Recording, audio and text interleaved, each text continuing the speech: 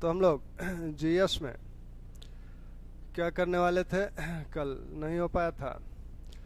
GS में इतिहास में जो हो रहा था कि राष्ट्रीय आंदोलन की पृष्ठभूमि देखी गई थी कि राष्ट्रीय आंदोलन किन परिस्थितियों में शुरू हुआ, राष्ट्रीयता की भावना जो भारतीयों में आई उसके पीछे क्या क्या कारण रहे हैं, जिसमें कई बातें डिस्कस की गई थी। उसमें कहा गया था कि जो आर्थिक शोषण हो रहा था, साथ में विभिन्न समाज सुधारक आए, कुछ ऐसी घटनाएं घटित हुई, अंग्रेजी भाषा में शिक्षा का प्रभाव, रेलवे का प्रभाव, तो ये तमाम चीज़ें मिलकर भारतीयों के मन में राष्ट्रीयता की भावना, स्वतंत्रता, समानता की भावना को जागृत की।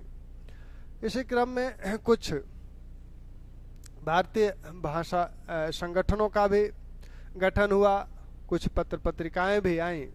तो जो महत्वपूर्ण संगठन थे उस समय, महत्वपूर्ण संगठन, तो इन संगठनों की अगर बात देखी जाए तो कुछ ऐसे संगठन हैं जो उस दौरान गठित हुए थे।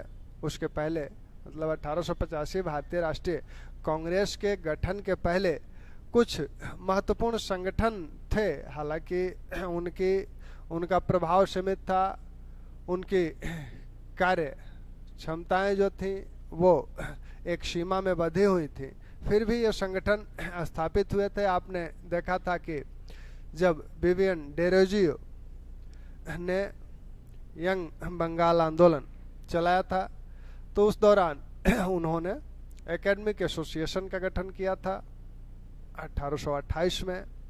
फिर society for acquisition of general knowledge का गठन 1838 में उनके समर्थकों ने किया। इसी तरह से पैट्रियाटिक एसोसिएशन का गठन 1838 में बंगाल में हुआ। फिर इसके पहले ही 2 साल पहले ही बंग भाषा प्रकाशन सभा का गठन 1836 में हुआ था। तो ये विभिन्न संगठन हैं जिनके विषय में बार बार पूछा जाता है। तो महत्वपूर्ण जो संगठन है उसमें आपका debating club, society for acquisition of general knowledge,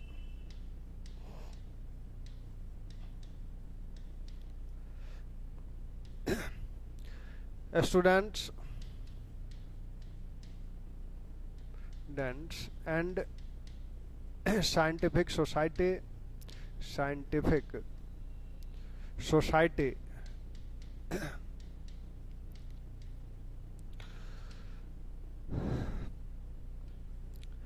patriotic association,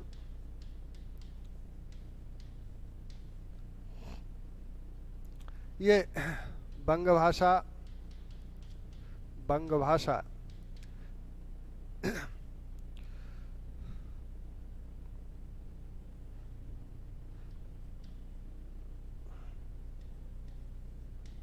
सभा, बंग भाषा प्रकाशन सभा, तो इस तरह के कुछ एसोसिएशन शुरू के हैं, इनको देखें। इनका गठन 1828 में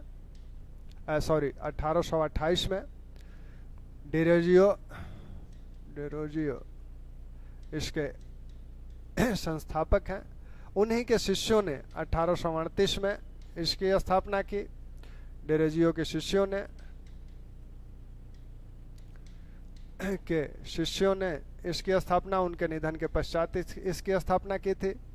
स्टूडेंट्स एंड साइंटिफिक सोसाइटी की स्थापना 1848 में बम्बई में हुई। एल्फिस्टन कॉलेज के विद्यार्थियों द्वारा यह स्थापित की गई। पैट्रियाटिक एसोसिएशन बंगाल में 1838 में स्थापित हुआ। बंग भाषा प्रकाशन सभा 1836 में स्थापित हुई और ये राजा राम मोहन राय के अनुयायियों, राजा राम मोहन राय मोहन राय के अनुयायियों द्वारा इसे स्थापित किया गया था। राजा राम मोहन राय को माना जाता है, क्या माना जाता है, राजा राम मोहन राय ने ही भारत में क्या किया था, संवैधानिक सुधार के ये जनक माने जाते हैं, संवैधानिक सुधार के प्रारंभकर्ता माने जाते हैं। तो इन्हीं का अनुसरण करते हुए बंग भाषा प्रकाशन सभा विभिन्न जो समस्याएं थी जनता की, उन समस्याओं के संदर्भ में ये सरकार को प्रार्थना पत्र, याचना आदि देती थी, जिससे इन समस्याओं का निराकरण किया जा सके। इसके बाद जो संस्थाएं गठित हुई, उसमें एक संस्था जो भारत की पहली राजनीतिक संस्था एक तरह से मानी जाती है, वो है land holder society. Land holders society, land holders society 1838 Dwarka Nath Thakur या टैगोर, राधाकांत देव, राजा काली कृष्ण,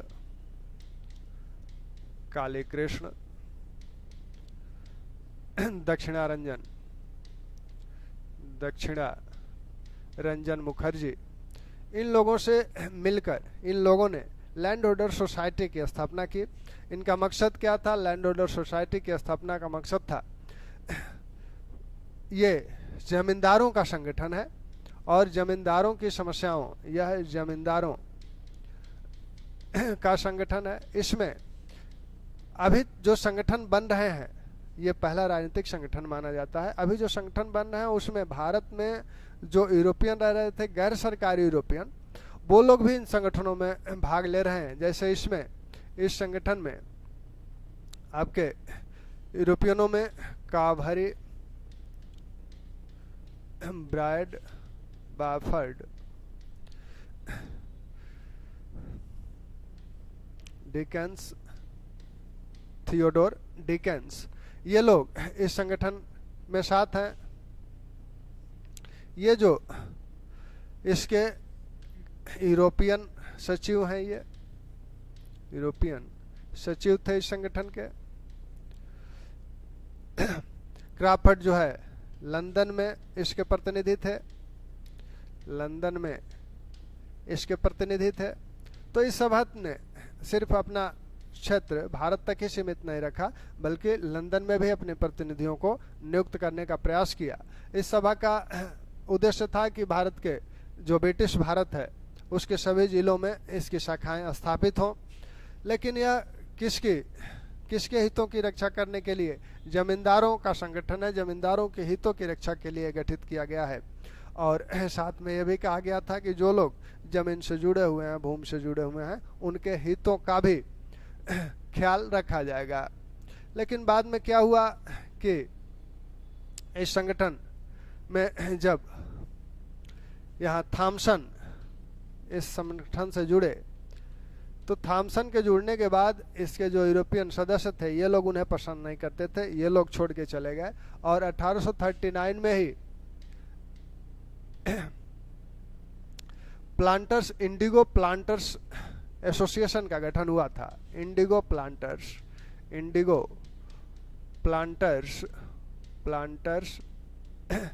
एसोसिएशन का गठन हो गया। तो इससे ये हुआ कि इंडिगो का मतलब नील से है, तो नील से संबंधित जो जमींदार थे, उन लोगों ने अपना एक अलग संगठन बना लिया। जब उन लोगों ने अपना एक अलग संगठन बना लिया, तो इसके कुछ सदस्य जो नील से जुड़े हुए थे, जो जमींदार, वो इस संगठन में चले गए। तो ये संगठन थोड़ा सा और कमजोर हो गया।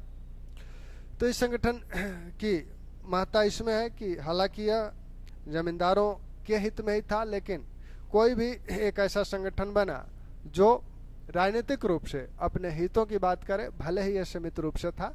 तो इसकी महत्ता इसी में है। ध्यान रखिएगा, इसका जो प्रसन्न कुमार ठाकुर इसके भारत के सचिव हैं, भारतीय सचिव हैं, और उनको जो है सरकारी वकील, दीवानी अदालत का सरकारी वकील बना दिया गया।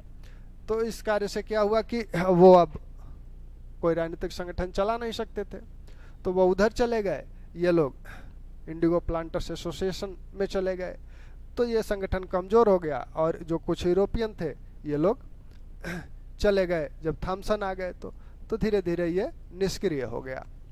दूसरा जो संगठन बना, Bengal British India society, Bengal British India society 1843 में ये संगठन बना। इसके अध्यक्ष एक यूरोपियन है, जॉर्ज थॉमसन। जॉर्ज थॉमसन इसके अध्यक्ष थे।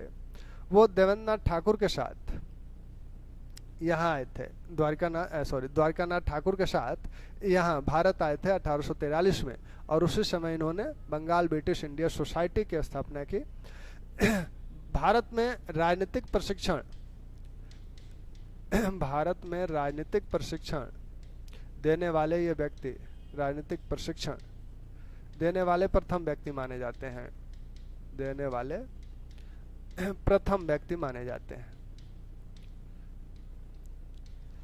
तो अगर ये कहा जाए कि राजनीतिक रूप से प्रशिक्षित करने वाला कौन व्यक्ति है, प्रथम व्यक्ति, तो वो जॉर्ज थॉमसन है।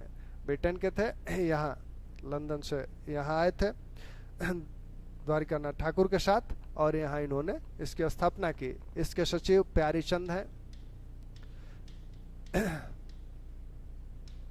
इसके सचिव जो हैं वो प्यारेचंद हैं। वहां आपने देखा कि जमींदारों की बहुलता थी। यहाँ क्या है, यहाँ जमींदार तो हैं ही, और जो उदारवादी जमींदार हैं वो हैं, साथ में इस संगठन में बुद्धिजीवियों का बोलबाला है,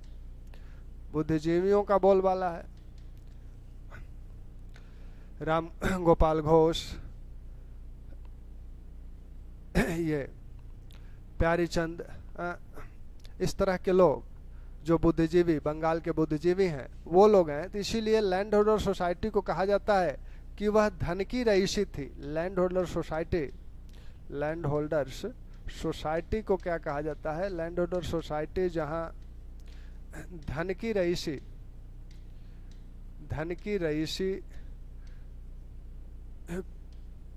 की प्रतीक थी। वहीं बंगाल ब्रिटिश इंडिया सोसाइटी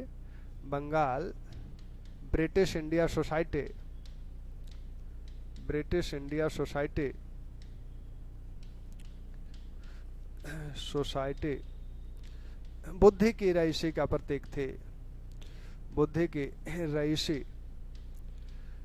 का प्रतीक थी।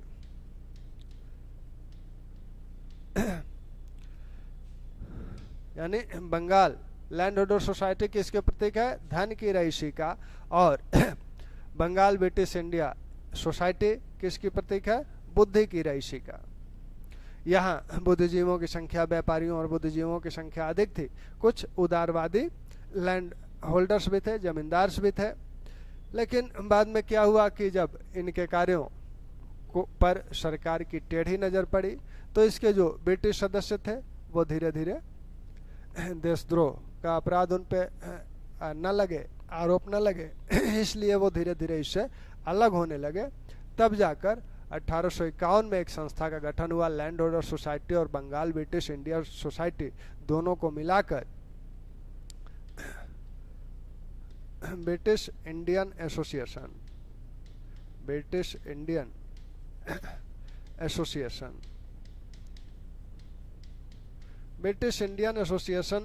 का गठन 1891 में हुआ।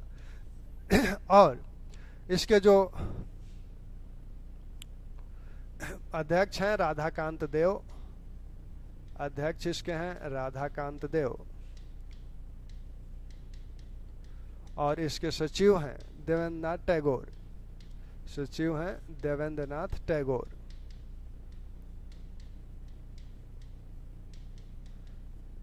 इसका भी उद्देश्य वही है कि भारतीयों की समस्याओं को सामने रखा जाए और बड़े ही सोच समझ के इसके उद्देश्य बनाए गए थे, क्योंकि ऐसा कोई संगठन उस समय नहीं बनाया जा सकता था तो जो सीधे सीधे सरकार का विरोध करे, क्योंकि ऐसे संगठन बनाने के पहले ही वो कुचल दिया जाता।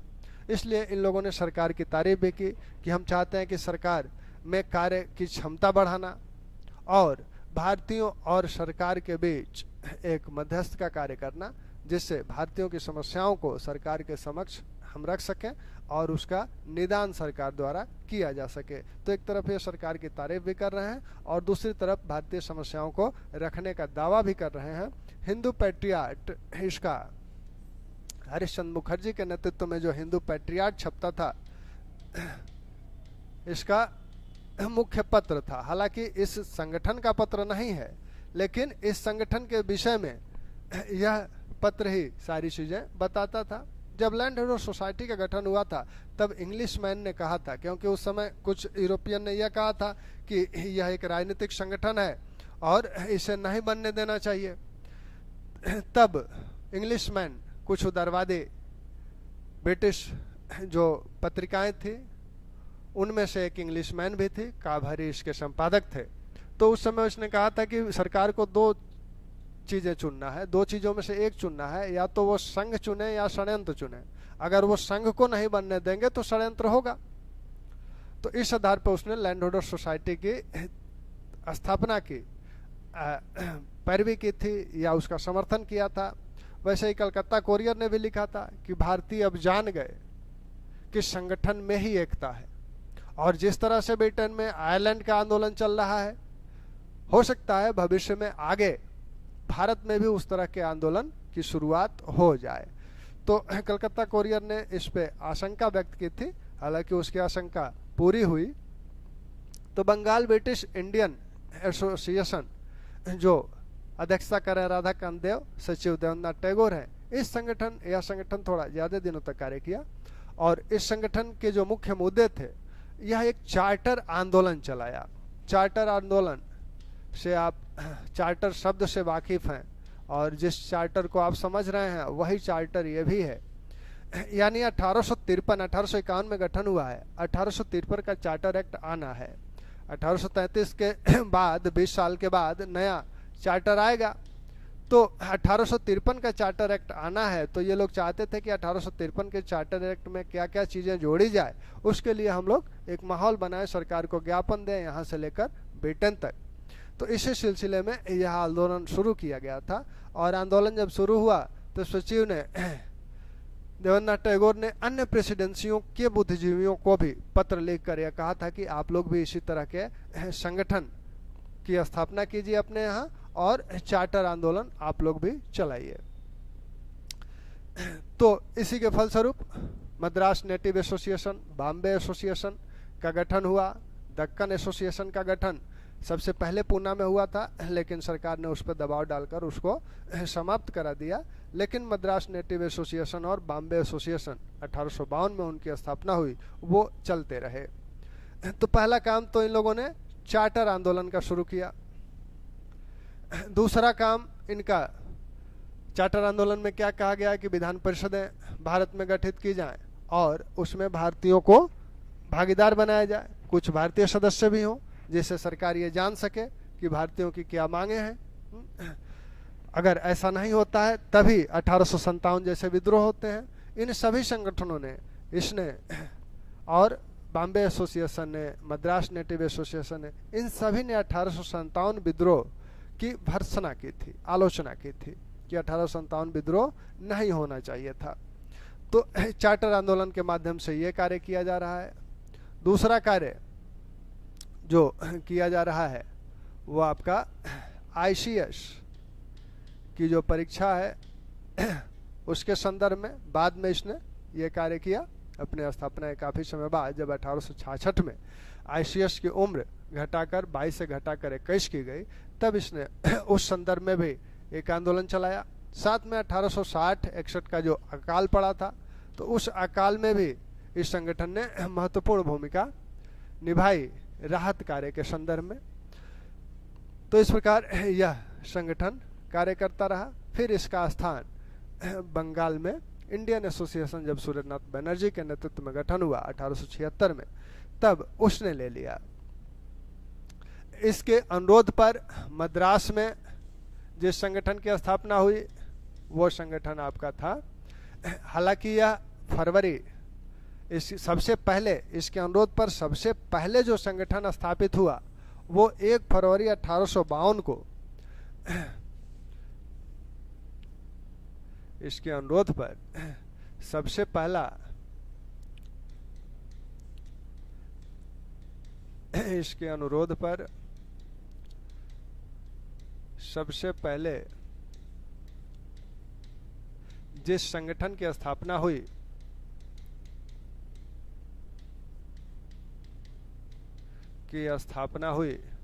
वह 1 फरवरी 1852 को स्थापित होने वाला दक्कन एसोसिएशन था। दक्कन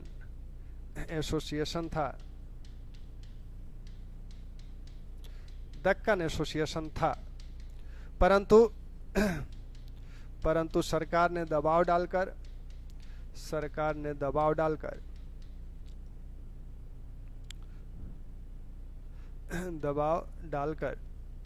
इसे समाप्त कर दिया।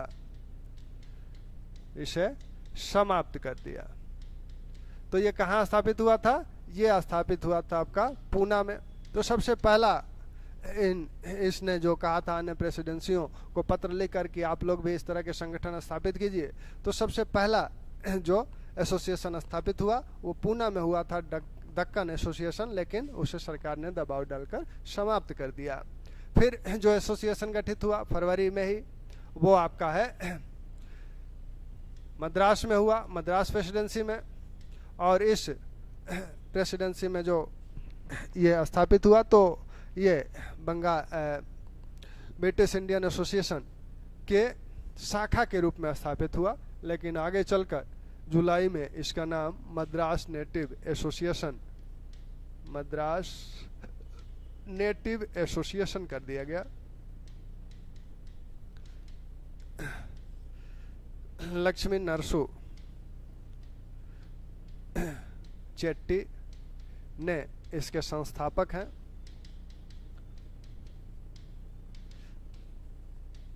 अध्यक्ष इसके शिवाई मुदालियर हैं।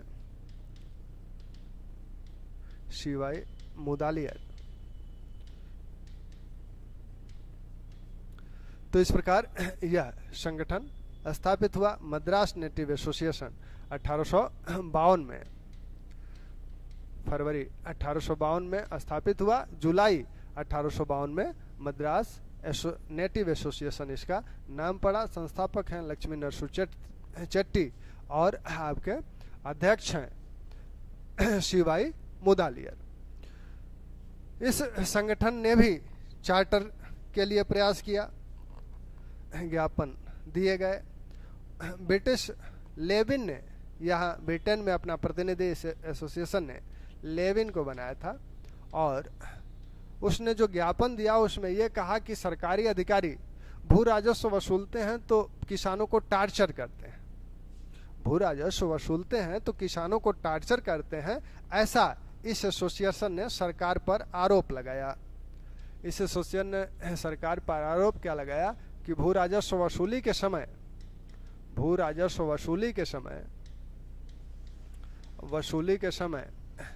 किसानों को टार्चर किया जाता है।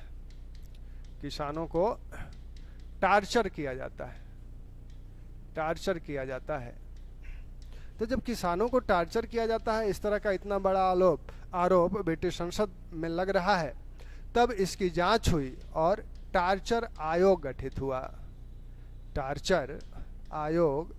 हुआ। इस घटना की जांच के लिए टार्चर आयोग का गठन इसी घटना की जांच के लिए हुआ था।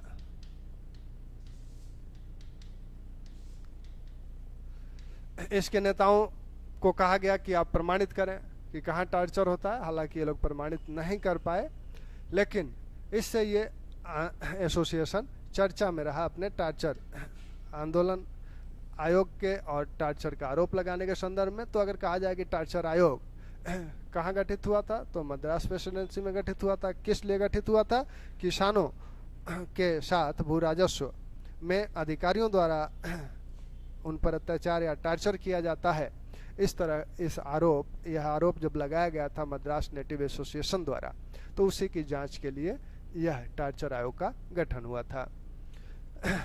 बम्बई प्रेसिडेंसी में बॉम्बे एसोसिएशन का गठन 1852 में हुआ। 1852 में जमशेद जी जीजाबाई,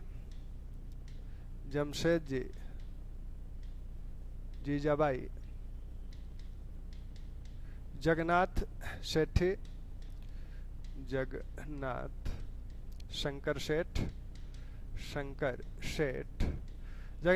सेठ इसके अध्यक्ष हैं। जमशेद जीजाबाई अधिष्ठ अध्यक्ष हैं, सम्मानित अध्यक्ष हैं। कार्य करने वाले जगन्नाथ शंकर सेठ हैं, दादा भाई नौरोजी हैं, दादा भाई नौरोजी।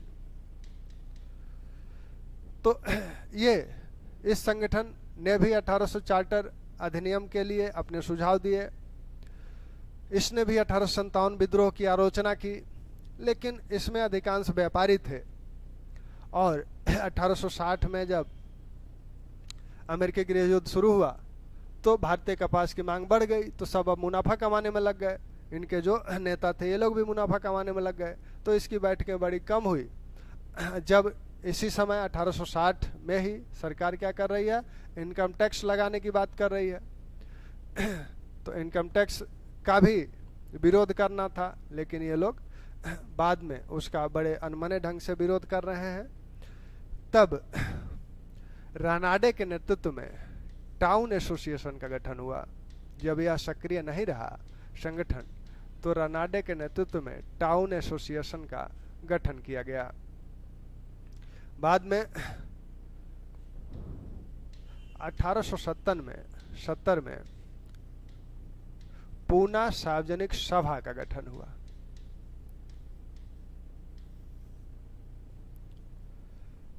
पूना सार्वजनिक सभा एक सक्रिय संगठन है, और इसमें जो नेता हैं, जो लोग नेतृत्व करता है, इसमें गणेश वासुदेव जोशी संस्थापकों में है। गणेश वासुदेव जोशी इसके संस्थापकों में है। साथ में रानाडे हैं।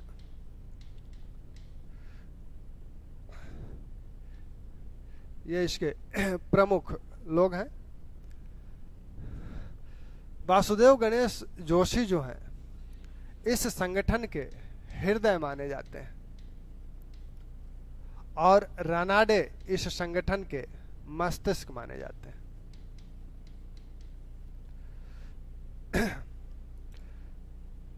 गणेश वासुदेव जोशी को सार्वजनिक काका भी कहा जाता है। सार्वजनिक काका भी कहा जाता है। ये स्वदेशी कपड़े पहनते थे और बहुत ही सरल स्वभाव के व्यक्ति थे। हालांकि रानाडे इतने विद्वान तो नहीं थे, लेकिन फिर भी सरल स्वभाव और लोकप्रिय होने के कारण ये पूना सार्वजनिक सभा को ज्यादा आगे ले गए।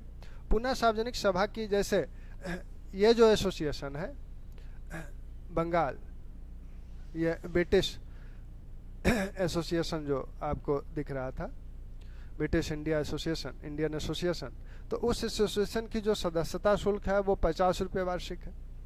50 रुपये वार्षिक है, बाद में उसे कम करके 10 रुपया किया गया, फिर 5 रुपया किया गया। यहाँ जो सदस्यता शुल्क है पूना सार्वजनिक सभा की सदस्यता शुल्क वर्ष में 1 दिन का वेतनमान है। 1 दिन जो भी आप कार्य करते हो, जितनी आमदनी होती हो, 1 दिन वर्ष में 1 दिन का वेतनमान दे दीजिए। साथ में सदस्यता ऐसे नहीं मिलेगी। सदस्यता के लिए आवश्यक था कि कुछ लोगों द्वारा हस्ताक्षर किया जाना चाहिए। उन लोगों के प्रतिनिधि के रूप में वह व्यक्ति पूना सार्वजनिक सभा का सदस्य बनेगा। यानी सीधे सीधे कोई सदस्य नहीं बनेगा, कुछ व्यक्तियों द्वारा उसका समर्थन किया जाना चाहिए और ये वो हस्ताक्षर करें ऐसे पत्र पर कि हम लोग अपनी ओर से इन्हें बोलने का प्रतिनिधित्व करने का अधिकार देते हैं। तो एक तरह से यह लोगों तक पहुंचने और के लोगों तक पहुंचने का एक जरिया बनाए कि ज़्यादा से ज़्यादा लोगों तक पहुंचा जा सके और वैसे लोग संगठन में शामिल हों जो कि संगठन के प्रति पूरी तरह से समर्पित हों। तो ये आपका पूना सार्वजनिक सभा है। अब पूना सार्वजनिक सभा ने क्या क्या किया? पूना सार्वजनिक सभा ने कुछ इस तरह का कार्य किया। इसने कहा कि बेटे संसद में 16 भारतीय प्रतिनिधि भी हों। क्यों हो? क्योंकि इसने कहा कि फ्रांस में जो भारत का उपनिवेश है, तो फ्रांस के भारतीय उपनिवेश से यहाँ के प्रतिनिधि वहाँ के संसद में होते हैं। उसी प्रकार बेटे संसद में 16 प्रतिनिधि भारत की ओर से भी हों। 4 प्रतिनिधि आपके तीनों प्रेसिडेंसियों से हों, 2 उत्तर पश्चिम प्रांत से हो, 2 पंजाब से हो। तो इस प्रकार 16 प्रतिनिधि उसमें शामिल हो जाए। क्वार्टरनरी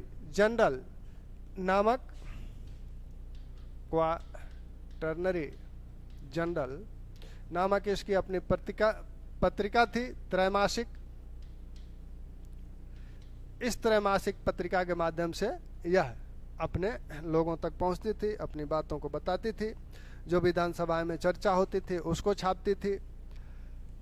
तो यह एक सुझाव इसने दिया था 16 लोगों को ब्रिटिश संसद में भारतीय प्रतिनिधित्व के लिए। साथ में यह सभा जो सभाएं करती थी, नुक्कड़ नाटक, इन माध्यमों से करती थी जिससे लोगों को आकर्षित किया जा सके। इस सभा गांव के जो छोटे छोटे मामले थे उनके निपटाने के लिए इसने न्याय सभा शुरू की। यानी इन छोटे छोटे मामलों को खुद ही बैठकर निपटा लिया जाता था, वो लोग अदालतों में नहीं जाते थे। तो इससे लोगों को भी सुविधाएं होती थी और विभिन्न जो मतभेद होते थे वो भी बड़े आसानी से बिना धन खर्च किए ही दूर हो जाते थे। तो यह कार्य भी बड़ा सराहनीय रहा पूना सार्वजनिक सभा का। पूना सार्वजनिक सभा ने जो 1877 जनवरी 1877 में जब दिल्ली दरबार हुआ लिटन के काल में, तो उस दिल्ली दरबार में पूना सार्वजनिक सभा ने यह कहा था, जो राजा महाराजा उपस्थित हुए थे, तो उनसे कहा था कि आप लोग भारत की संसद हैं, आप सभी लोग मिलकर भारत के हित के लिए, भारतवासियों के हित के लिए कार्य करें। और सुरेंद्रनाथ बनर्जी भी उस दिल्ली दरबार में एक पत्रकार की हैसियत से शामिल थे। तो उन्होंने एक नेटिव प्रेस एसोसिएशन का गठन किया था, यानी पत्रकारों का वह पहला अखिल भारतीय संगठन था। अगर अखिल भारतीय संगठन किसी संदर्भ में बना है पहला, तो वो पहला नेटिव प्रेस एसोसिएशन ही है जो 1877 में गठित हुआ। तो उनके साथ मिलकर पूना सार्वजनिक सभा सुरेंद्रनाथ बनर्जी के साथ मिली और कलकत्ता भी इनके कुछ प्रतिनिधि गए और ये तय हुआ कि एक अखिल भारतीय सभा पत्रकारिता संबंधी वो आपके कलकत्ता में आयोजित की जाए, जो कि अगले साल आयोजित हुई थी। तो पूना सार्वजनिक सभा की ये गतिविधियां रही हैं।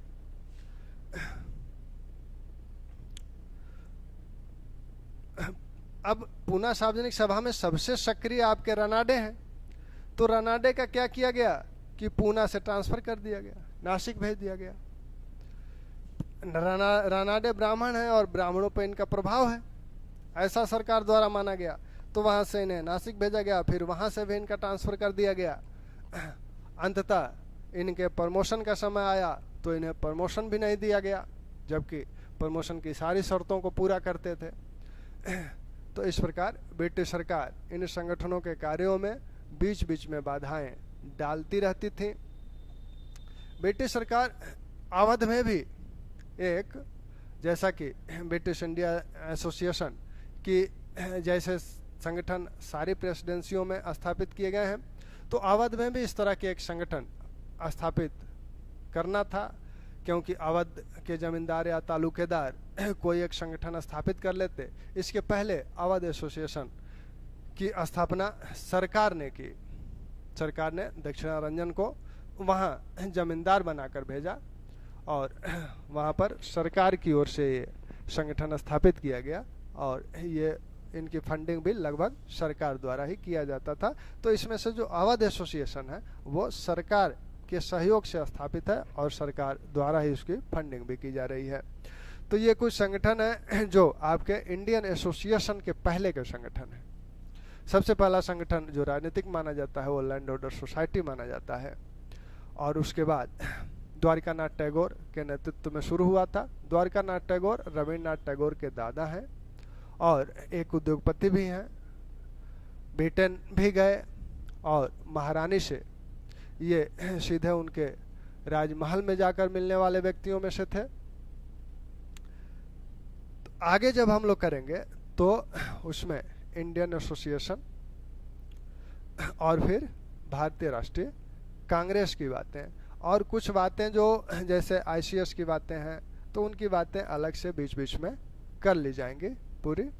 ठीक, तो आप लोग पढ़ते रहिए, मस्त रहिए और बस मुस्कुराते रहिए।